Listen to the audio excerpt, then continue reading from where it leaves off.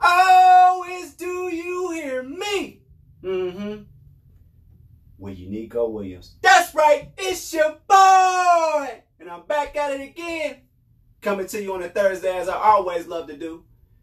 You know, I was born on a Thursday, 11:47 a.m. That's right, we back, baby. We got a full show for you. Before we get into the show, let's get into our sponsor, aestheticallyyou.com. Now, the first thing that I hear about me that people love so much are my eyelashes. So if you want to go have some pretty eyelashes, holler at aestheticallyyou. That's aestheticallyyou.com. She gonna hook you up with lashes. What else we got here? Massages, wax you up, get you them old extensions. Located in Anderson, and then she got a scheduling app right there, so you can just schedule. And if you use my promo code Do You Hear Me, you get 15% off whatever service that you're looking for. Now let me tell you why eyelashes and taking care of them is so important. So I'm chilling with this gal. We have a good time. She decides that it's prime time. So that being said, we go back to the spot. Lights is out, and I hear. I said, what that is? Child, she done popped them eyelashes off and sat them on a nightstand like some reading glasses, okay? So just sat them right there. Just done with chapter 5 of Harry Potter and sat them eyelashes on the nightstand. Don't be like her. So with that being said, let's get into today's show. We got to start off on a little bit of a somber note.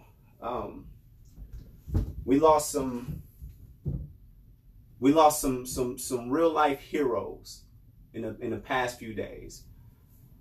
One of them being Big John, aka John Thompson. He's the coach for the Georgetown Hoyas. Had a 27-year coaching career. Went 596 and 239 in his career. And he had people such as Patrick Ewing come through, and one of my favorite stories to hear is the story with Allen Iverson. Allen Iverson says to this day that he saved his life. For somebody, like there would be no Allen Iverson. I'm thinking about myself when I was in 4th grade playing for the Longfellow Lions. You already know, Lions roar, roar.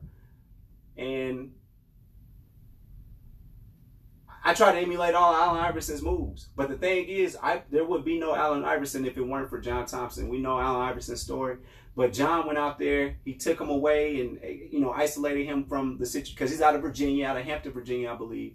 And he went out of his way to make sure that he could get Allen Iverson away from that situation and into the NBA. So, the rest of the story, you already know the rest of the story. AI, perennial, definitely a Hall of Famer. One of the most impactful things, or stats, if you will, as you know, there's a lot of stories about John Thompson, but one of the best stories that I hear is he has a 97% graduation rate, going to school for 4 years and graduating. John Thompson has that for his team. So he had a lot of values that he put into a lot of people, and there's a lot of stories of people that actually met him personally, but from the stories that I've heard and just me watching basketball growing up and all that and hearing the stories about him, he's a very special person. And we talk about Allen Iverson and those guys, but we have to remember it wasn't just Allen Iverson. There was a lot of young men that he saved, and big ups to John Thompson. Rest in peace. Much love and prayers out to his family, the NBA family, just basketball community in general. Another person that we had to mourn, and this one hits me, hits home with me. I'm sure you heard Chadwick Boseman. He passed away. He had stage 4 colon cancer. And, we know him from 42, the Jackie Robinson story. And we know him for this reason. We know him for the Black Panther and coming out with that movie.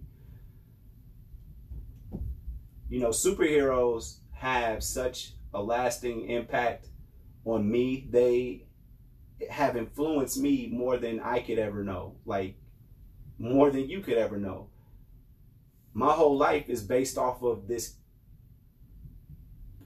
preconceived notion of myself, you know, how I view myself as a superhero. I've always strived to save the world. That's what I've always wanted to do. And I know that, in a sense, the Black Panther was a movie that was depicting a fictional character. Obviously, he's black, from Africa, Wakanda. And that role did so much for so many people.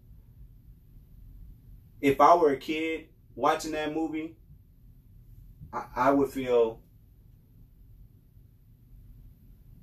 it would take me to a different height. Now, it opened the eyes for a lot of different things, especially me from my adult eyes, you know, to see the admiration that this movie got, but it was what it represented, how beautiful it could be for a community of black people to come together and make something great, to make a kingdom. And he played that role, just like he played the role in 42, as he played Jackie Robinson. He played it so great, and that movie was so great. It just, he exemplified everything that it is as far as black excellence goes. And what sticks out the most to me about Chadwick is nobody knew. Nobody knew that he was going through this struggle. Nobody knew that. He didn't announce it to the world or anything like that. He didn't say, I'm here to tell you that you know, he didn't make this big announcement. And there's a lot to be said about that. And I feel like, you know, in the black community, a lot, especially a lot of our older generation, when something's wrong with them, we don't know until like the very end. And for him to, you know, be in these roles, to do Civil War, to do the Avengers, the what's the last one with the Infinity Stone? Y'all know what it is. Y'all know what it is. But, you know, the final Avengers movie against Thanos, you know, that was huge for him to still appear. And it makes sense why they had the CGI going on, because he was, in a sense, dying. And he was still standing up with grace, as you should. But he didn't grandstand and try and get attention for any of this. All he did was continue. He just wanted to leave his mark on the world. That's all he was left. That's all he was trying to do. He knew what was going on with him, and he just tried to make the best of it. And he left an impact on a lot of people. And prayers go out to him for sure, and his family. Rest in peace, King. Wakanda forever, for sure. Maybe we'll make us one day. Maybe this will happen. Maybe we can come together and make something like that. But definitely, prayers out to his family. So, you know, I hate to piggyback off of that and move to this next topic. The next topic being, y'all got to do something with y'all president, man. Y'all got to do something with y'all president. So, as you know, some kid, some punk drives from Illinois. Well, his mom drives from Illinois. 17-year-old punk goes to Kenosha, Wisconsin, and decides that he's going to protect properties and whatnot from these protesters and whatnot. Ends up killing 2 people via gunshot and injuring another. He's now facing those murder charges. And the amount of support that he's received since this happened, this is so startling to me. There's been a Christian website that's raised more than $200,000 for him. There's been other websites that have a GoFundMe, more than $200,000.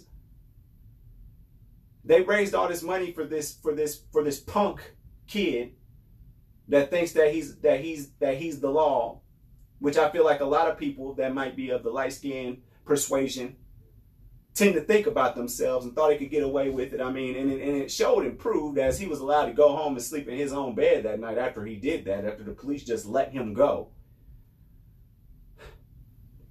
It's crazy. But more than anything, so y'all president, he went to Kenosha to survey the damage and whatnot. And he fails to condemn this act at all. He's so middle of the road with this, but he wants to, he gives you the sense that he's leaning towards the other side. Like, it's okay what he did. It's okay. It's okay. It's not. What he did was wrong. Like, first of all, you can't be 17 with a rifle per the law. So you couldn't even at least say he had no business with a rifle at all anyway. He didn't have no business bringing his ass to Wisconsin anyway. But here we are. Here we are. He goes on to say, stands up there when he's asked about him, because he was quiet about it that whole weekend after it happened. He didn't say anything. And now he's in a position where he wants to say, he was in a tough position, and he was being chased from what I could see, and he fell. Looked like he was in very big trouble. Very big trouble. Yeah, he was in very big trouble. He shot somebody a couple of blocks down. He was in a position where he could have been hurt. Like, he did not condemn the actions at all. He basically was saying it was warranted. And so here's the problem that I have with this.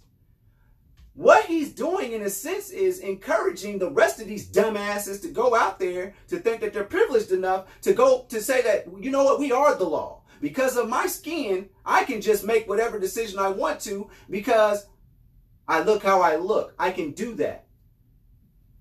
Man, when I'm talking about baiting a race war, man, this dude is great at it, because that's what I said from the beginning of his time as being president, is that all he's done is incite people, because we see more and more races that we never thought that they used to sit back and hide and all that. Oh, they out in the open now. They let you know they don't like you. They let you know they don't like your black ass. They'll let you know real quick. But he's inciting this in people, and people are starting to get the belief that they can do this. It'll be all right. I got President Trump's backing, and then also I have a whole bunch of organizations that have no problem with amassing the money that it takes to get a lawyer and to bond me out, all that extra stuff. Yo, this ain't looking good, and this guy got to get out of here, man. I'm liking the fact that he's bringing them out. He's bringing out the racists, the people that really don't care about minorities or anything like that. The people that want to make America great again, as in they want to make America the way that it was when it was founded on its principles. Those principles were built for the white people, the people that had immigrated from Europe to come over to the United States and build the colonies and all that cool stuff. They want to take it back to that, when it was their land and they were above everybody and all that. Man, listen, I ain't got no problem with white folk. I don't. I do have a problem with racism. I have a problem with racist people. I have a problem with elitists. I 100% do. Because I don't feel like anybody's better than me. I don't think I'm better than anybody. But I definitely have a problem with I'll never forget, on election day, I'm rolling around cruising, and I'm looking at these sites. Your boy, I showed out. I went voted, but I'm riding around and I'm seeing these van loads. With the sliding door, you know what I'm talking about, old Astro van. They coming out of there 9, 10 deep to go vote for Trump, and these are the people with the 44-ounce big gulp cups that you get from the Speedway or somewhere like that, 7-Eleven, wherever you go, 44-ounce big old Mountain Dews. Them people.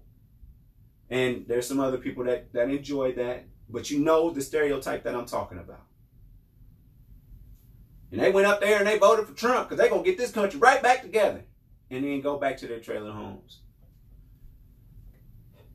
Something's got to be done about this, man. Something has got to be done about all this. We got to get this dude up out of there, because who bold enough? Let's just see who's bold enough to try me.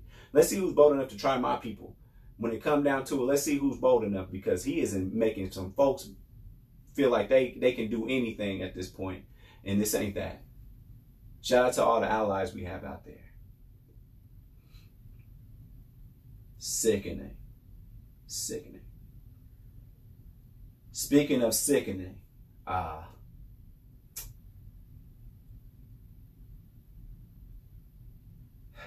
gotta come to you again about some more police brutality.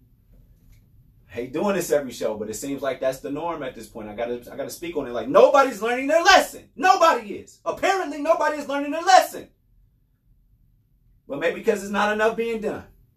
So this next one comes to you out of Rochester, New York.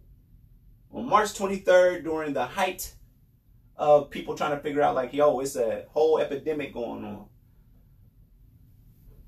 Phone call was made to the Rochester police. Of a man, a black man, of course. And when I said police brutality, you already knew I was going there.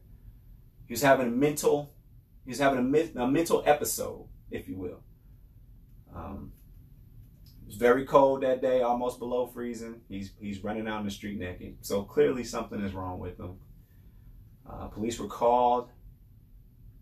As soon as the police made contact with said individual, and when I say said individual, I'm talking about Daniel Prude.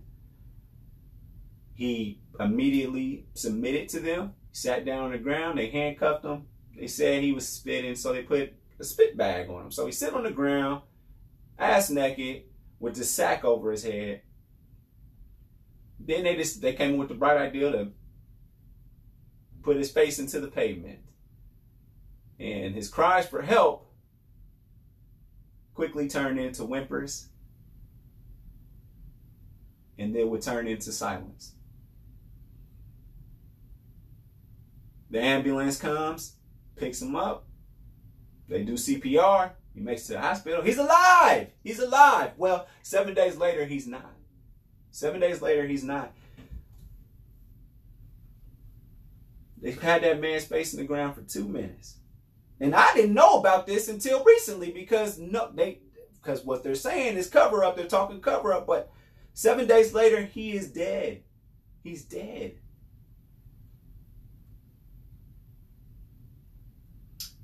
And the hospital would say that he died of complications from asphyxiation from restraint.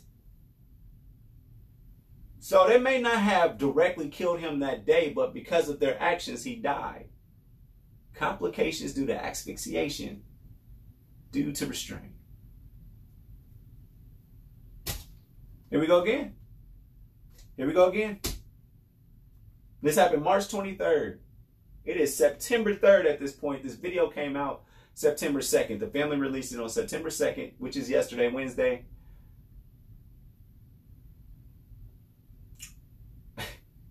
And oh my God. So, and this is what I hate. These police departments, they send out this token chief of police, which I don't know the history of the Rochester Police Department. I don't know who really is in power or whatnot. But they said as soon as that happened, we had our criminal investigators look into this, blah, blah, blah. It's September, bro. That happened in March.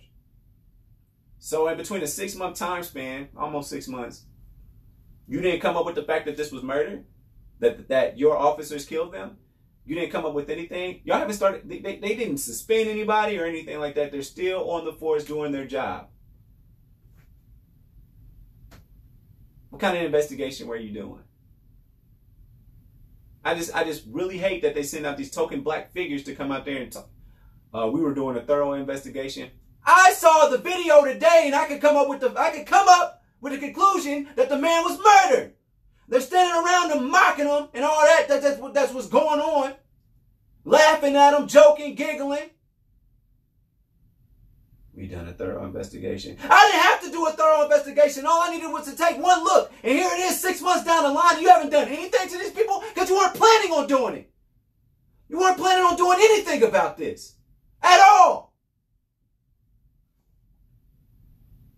Sit up here and send these token black people out here and think that's supposed to make people's feelings subside. Well, he's black, he's good. No, we passed that. Because we know them. We know them cats, they ain't really with that. We know there's some people out there that's, I just want to go home with my wife and kids and everything will be all right. A la Tiger Woods. Them type of cats, we know y'all out there. You think you good because you went, because they took you in. You're good. Man, they're turning back on you so quick. And watch and best believe they're going to look at the investigation that you did. And once they find out that there's no other way to cover this up and find out that you were trying to cover it up, your black ass is going down too, man. Do you hear me? Okay? Praying for that family. I'm sick of praying for these families out here about this bullshit. I want to pray for people for prosperity. I want to pray for people to just be successful in life. Instead, I have to continue to put my prayers up, pray for that family, because I know what they're going through is something we see every day. And just like his sister said, I'm numb to it at this point. I haven't cried in years. I'm numb to it at this point. Why am I numb to it? Because I keep seeing the shit every single day. I see it every day. Another black man killed by the police. Another black man killed by the police. Another black man killed by the police. I keep seeing it. I see it for years. I've seen it my whole life. Now I can't even cry about it no more. This happened to my brother and nobody cares. I don't care at this point. I'm numb to it. I'm sure somewhere deep down she does care. That's her brother. But at this point she can't even cry about it because it's like, what else am I to expect? Because this is the norm. And people are tired of it being the norm. This should not be the norm. It's not. Get out of here. In my Rochester, New York voice, get out of here. Bums. The whole lot of them. But again, I mean it. Prayers up for that family. That wasn't supposed to happen that day because Joseph Prude called the police seeking help for his brother. He did not know that he was making a phone call to have his brother executed. It's the exact opposite of the intentions that he made when he called 911. You call somebody for help and you go and kill people. That ain't it. Sick of going off. I want to go off about sports. I want to cuss. I want to get back to cussing Contavious Caldwell Pope out again. I want to get back to that. I want to get back to cussing Danny Green out. You know, I find some joy in that. I'm sick of going off about this. I'm sick of talking about this shit, man. I'm sick of it. And everybody else is. Everybody else is sick of talking about it. Everybody's sick of marching in the streets about it. Let's not forget, we still got COVID out here, but we got to march in the streets. Can't social distance marching. Trying to curb this, but we got to go to the streets to stop the pandemic that is police brutality. Stop killing black people, man. Trying to cover it up. 6 months, I'm doing an investigation. We're doing our best to figure out what's going on. Pack of lies. Pack of lies.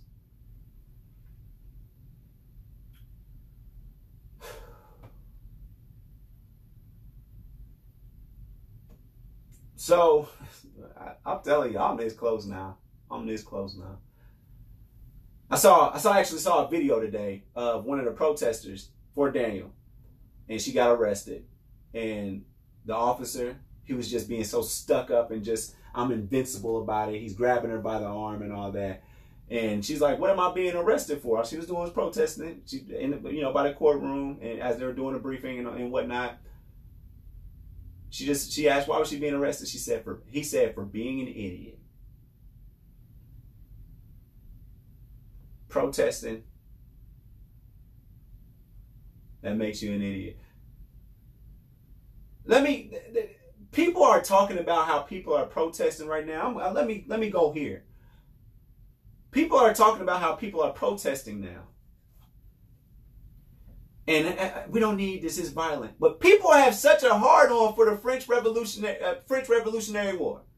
People have such a hard-on for the Civil War. People have such a hard-on for the Independence War, or whatever it's called. At this point, I don't give a damn. This is wrong. You shouldn't be protesting like this. How do you think America became to be? It was found on the basis of protest. How do you think America came together in a sense? Because we know we ain't all the way together at this point. It's 2020. That was back there in 1776. But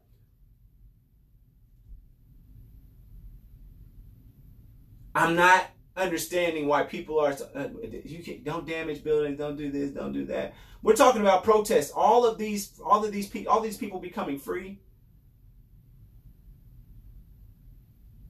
It was on the basis and foundation of protest. Of protest. You protest, maybe there's a little war. War ends, new world. We got America. Boom. War ends. Like the French Revolutionary War, all of that was because the lower class was tired. Now, mind you, these are people that are the same color.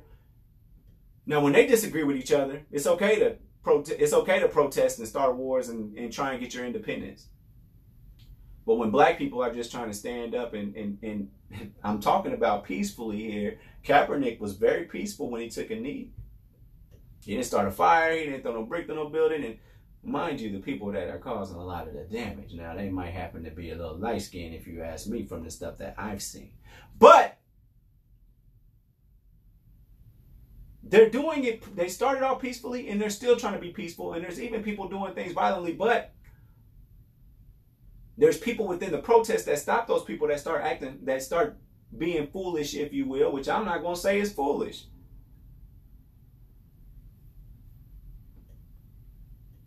What Martin Luther King say? Protest is the language of the people that are unheard. You not feeling us. Kaepernick did this in 2016 and y'all vilified him. And now we're back talking about it 4 years later. Oh, Kaepernick was right. We need to do better. No, we could have. What was wrong with what this? The message is still the same. The message is still the same as it was in 2016. But now you want to take it serious because cats is tired of it. It took for somebody took for somebody to die on camera and the world to see it in a pandemic where the whole world has stopped to see this is the kind of stuff that's really happening, the nonchalantness. And then you're seeing all these videos that are showing the differences in between how a black person is handled by the police and how a white person is handled by the police. I seen somebody cuss and spit and jump in the car, the police car, and drive off and all that stuff, and was treated with utmost respect. Pow, pow. And then 5 more times. That's 7 shots to the back. Paralyzed from the waist down. In front of his kids. Why you see one of the good old boys cussing out the police, calling them all types of everything. See, I think the police are trained to police, you know, to police white people. But when it comes to black people, there's no restraint whatsoever. There's no standard for how you're supposed to police black people, and that's truly the problem. Go vote, get this bum out of here. Get him out of here. He might be helping people from a financial standpoint at a little $1,200. That's cool, whatever. If that's all you can say he did for you, you got to look at how he's representing us as people, how he's representing our country, the values of our country, because people are showing out and they're showing their true colors.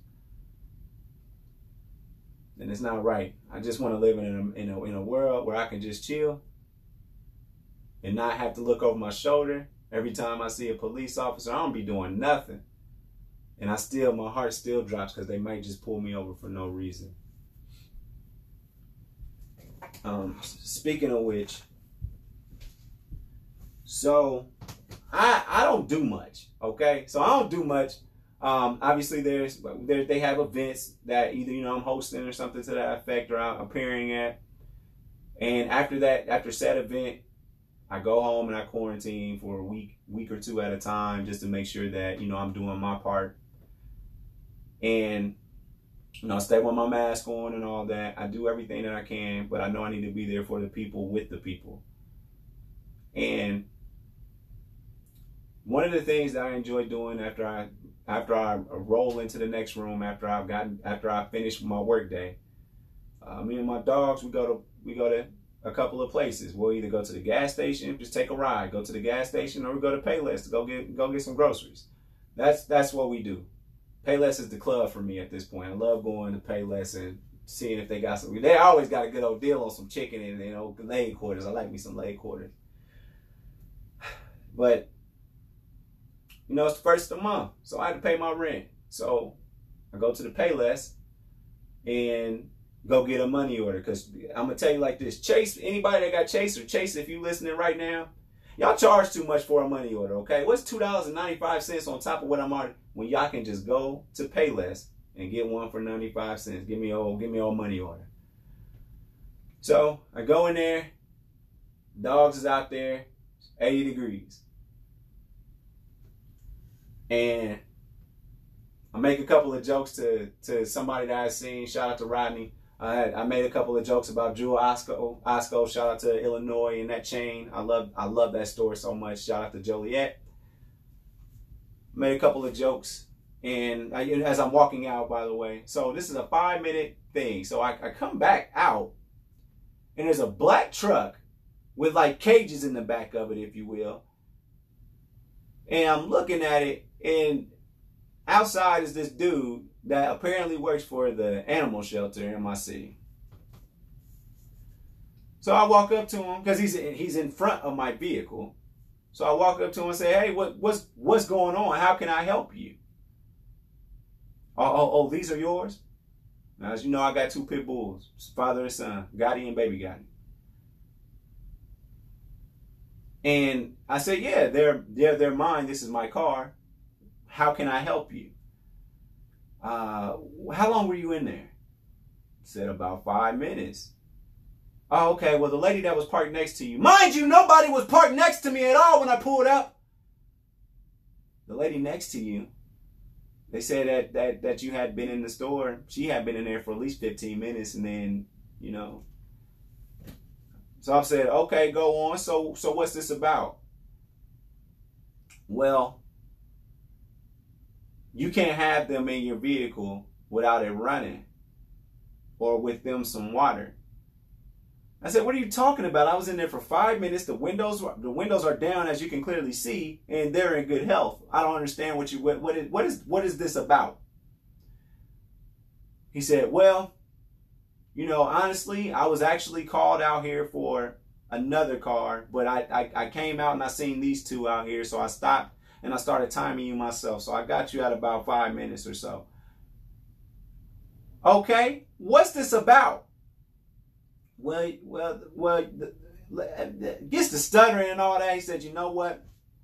You know, I'm in a good mood and you came out here respectfully. I said, well, first and foremost, this is not respectfully, sir. This is not respectfully, because I'm having a problem with this, because I feel like time is a luxury. And right now, you're wasting mine. So what's this about? Tell me what this is about. He said, well, you know, I'm not going to give you a citation or anything. I'm just going to give you a warning. I said, a warning for what? What did I do? Now, mind you, let me tell you what it was like at this point. It was 80 degrees outside. The windows are down, and it's about 5:30 in the afternoon. Sun's going down. It's not hot whatsoever. He goes, all right. Look, here's what I'm going to do. So he pulls out some kind of temperature thing. Now, I know that dogs are typically between like 101 degrees or something like that as far as their temperature goes. They can fluctuate below the 101 degrees. So I'm watching him, and he uses his thermometer thing from far away, and it shows, 93 degrees and then 97 degrees on my other dog. I'm like, what is this? What are you doing? He was like, well, that's about typical for them. So since they're not overheating or anything, I'm going to let you go. I said, yeah, they're not going to overheat. I was in there for 5 minutes. The windows are open and it's 80 degrees with the sun going down with a breeze. So what are you referring to that you're trying to give me a warning about? So he goes in his book. He said, I'll show you. So he goes in his car and he starts fumbling through this book. He can't find it at all. And I put my mask back on because he's starting to creep up on me. I'm like, hey, by the way, where's your mask at? Aren't you a public servant? Shouldn't you be wearing a mask because you're interacting with me, right? No mask to be seen. And he starts reading it. He starts reading off what he was trying to get me a citation for. No dogs should be left in the car unless if in extreme conditions. The door should be locked, the window should be up, and it should be running with air conditioning. I said, well, it's not extreme conditions. He said, yeah, you're right, it's not extreme conditions. So what I'm going to do is I'm going to give you a warning. I said, no, you're not going to give me a warning because I didn't do anything wrong. in the midst of this conversation, this couple, they were a light-skinned couple, they come around, they said, leave that man alone. Those dogs are okay. Shout out to them. Shout out to the allies. I love when y'all do that. He looks over at him. He knows that he's so wrong. And he starts trying to preach to me. And I said, don't start preaching to me, because I didn't do anything wrong. You're wasting my time at this point. So I would like for you to get out, get in your vehicle, get out from in front of mine so I can go on my way. And if they're in so much danger at this point, why are you sitting here talking to me, keeping them in this car in these conditions when I can just be getting up out of here? So it's at every level. Everybody that feels they have some kind of power or something to that effect, they abuse it. And they use it in a way, the citation was basically going to be me paying the city some sort of money. That's what a citation does. And I would have fought that, because my dogs were completely safe. I was in there for 5 minutes. Go check the Payless cameras. You can do all that. But it's these people that are public servants. They come in here and they think that they're better than everyone, and because they have some kind of power that they can, you know, he could have took my dogs if he wanted to, and then I would have did what I had to do to get them back. Now, I know y'all say Mission Impossible. I'll break up in there and handle my business, get my dogs back, because there's a couple of things you don't mess with. My child or children, my wife, my grandparents, my eventual wife, my grandparents, my mom, and I mean, and my dogs, okay? So with that being said, even on levels, you see this misuse and abuse of power, even at a level as such as a quote-unquote dog catcher. Pitiful. Fat, frumpy punk. That's all right. I got out of there. We went out. I got them a quarter pounder, both of them, and we straight.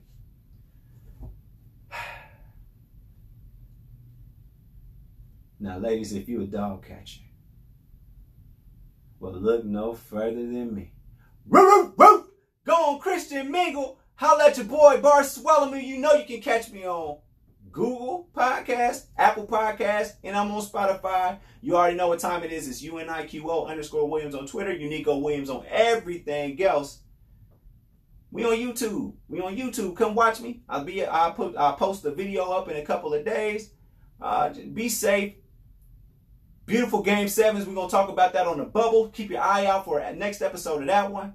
Much love. I holla.